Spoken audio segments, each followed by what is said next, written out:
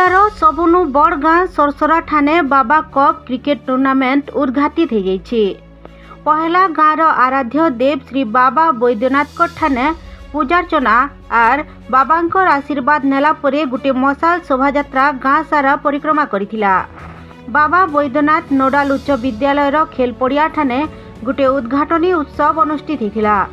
यह उत्सव ने सरसरा ग्राम पंचायत सरपंच श्री हरि नायक मुख्य अतिथि भाव जोगदे करी टूर्नामेंट के उद्घाटित करिथिबार बेल के अलगा अतिथि माने पूर्वतन सरपंच श्री मानभंजन सामल, बाबा बैद्यनाथ क्लब संपादक श्री प्रभास महापात्र, उपदेष्टा श्री रामचंद्र भोक्ता, नवीन देहुरी आर क्रीड़ाविद गौरीशंकर प्रधान जोग देथिले।